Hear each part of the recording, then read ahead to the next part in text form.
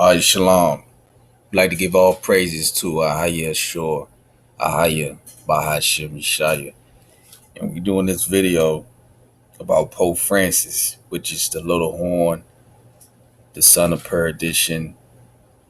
This is the man that is going to unite all mankind, all religions, everything to bring forth this new world order. And this man is going to be the leader. The way things are looking, because they have the red heifer in Jerusalem. They got the temple, everything laid out. They about to build this temple, and the way things are looking, Lord willing, it appears to be this man is the one that's going to be sitting in that temple. Only Lord knows. We just going by the signs. Only time will tell. But as we see, this new world order is speeding up. Now, it said Pope Francis left hugs Angie Jacqueline. You know what I'm saying? He was in Sweden on Monday. You see what I'm saying? And Pope Francis arrived in Sweden on Monday for services marking the 500th anniversary of the Protestant Reformation that split Lutherans and Catholics. I know it's Lutherans, okay, Slovakia, Lutherans and Catholics. You understand? Now, this lady here, she has nothing to deal with being a bishop or none of that. But this man is coming from a wicked beast that promote that it's okay to sin. Everything is out of course on this planet. This is the vicar of Christ. This is the man that's sitting in the chair that's being authorized by Satan to bring forth the new world order, because they have a law that if you don't serve this man on a Sunday, you will be put to death. They got guillotines. He got his army over here, the UN, and we're gonna go in some scriptures because Yeshaya warned us about this man. And you may say to yourself, "Oh, he looks so innocent. He won't do anything. He looks nice." Look, man, that's how the enemy gets you. They speak smooth things in their hearts about war. Yeshaya warned us about the ravening wolves in the sheep clothing. And Yeshaya was a rough looking brother. There was no beauty in him. You go to Isaiah chapter 53. You know, people back in those days, they went on Yeshaya on how rough he looked. You know what I'm saying? Because Yeshaya had hell when he was on this planet. You know what I'm saying? Before he was taken back up to sit on the right hand side, because he came here to do the Father's will. That is to come down to redeem the children of Israel, to save us from our enemies. Because this man is going to use the UN to enforce authority by killing whoever would not take that chip, who would not have alliance with this Pope. And majority of our people, they gonna take that chip, and mainly the woman. Because women are what? They're enticed by what looks good in their eyes. Just like Satan got Eve, Satan gonna work through this man to what? Deceive a lot of women. And men gonna fall for it too. But a good percentage of them gonna be women. And our Israelite sisters, they so into the material things. They so fascinated with power and celebrity status.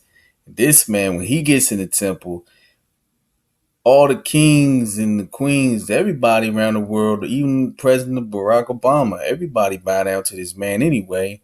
Like he's a god. Even George Bush said that about John Pope Paul, but he did. Therefore, he ain't no god. If he was a god, hey, come on now. But my point is, The scriptures goes in depth on that, how all you kings, rulers around the earth, they're gonna bow down to this man like he's God. And when he get in that temple, everybody gonna be blown away because this man gonna do miracles, wonders that's gonna blow people's minds open. And people, even those that have truth and understanding about this, they're gonna quickly forget. And they're gonna start questioning, murmuring to themselves, hold on, man, this man might be it. Because remember, the Lord gave us the basics of it all. You know what I'm saying, through the scriptures. But you gotta meditate to get the intermediate and advanced understanding. You know, from the milk to the meat. You know what I'm saying? Because we had the basic understanding, but you gotta really meditate on this, and you gotta pray. You gotta fast. You know, to receive understanding through the Spirit from the Most High. But we're gonna go to Matthew 24. This is Matthew 24:1. And Yeshua went out and departed from the temple, and his disciples came to him for to show him the builders of the temple. Verse 2. And Yeshua said unto him, see ye not all these things? Verily I say unto you, there shall not be left here one stone upon another that shall not be thrown down. Verse 3. And as he sat upon the Mount of Olives, the disciples came unto him privately, saying, tell us when shall these things be, and what shall be the sign of thy coming, and of the end of the world? Now, the end of the world is pertaining to the end of the Edomites, the so-called white people that are currently ruling, predominantly ruling the whole earth. Because you check it out with the Rothschilds, the Rockefellers, they do a lot of incest because they bloodline, without a shadow of doubt, goes all the way back to Mount Seir. And same with these so-called Jewish people. You understand? Now, we're not saying all so-called white people are Edomites, you know what I'm saying?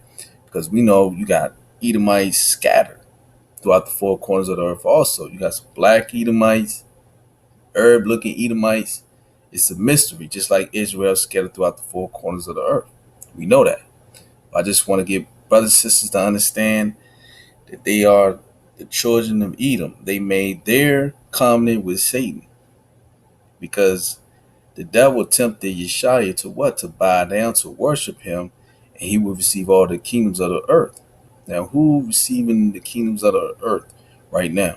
These so-called white people, which are the Edomites, the higher ruling elite in the Jewish banking families, who are also Edomites. They are Amalekites. Okay, now let's scroll down and notice the disciples were asking them about the sign of thy coming, his coming, because they know that he will return. Verse 4. And Yeshua answered, said unto them, take heed that no man deceive you. So we got to make sure no man deceive us. We got to make sure these demons, Satan, won't deceive us either. Because even Timothy said in these last days that these demons, they would deceive us with these evil spirits, with these vain doctrines and philosophies. Verse 5, for many shall come in my name, saying, I am Christ, and shall deceive many. Who comes in, in the image of Christ? Is the popes. Okay.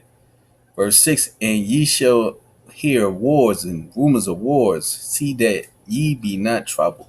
For all these things must come to pass, but the end is not yet.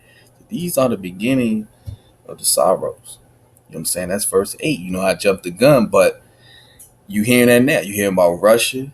They ready, you know what I'm saying, drop the Unabomber on America and the Western European nations. China, they ready. India, I mean, it's tense. It's tense all over the earth. But who doing this? It's the Most High, because the Lord is a man of war. In order for us to get the kingdom, these things must come. So you got these so-called Christians, they say they love Jesus, but they don't want this kingdom to go.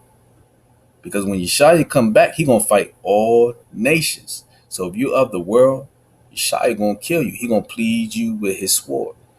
Okay, this is verse 7. For nation shall rise against nation. You got that today. You see that on news. Every time you turn around, you hear about U.S., Russia, China, etc. and kingdom against kingdom. And there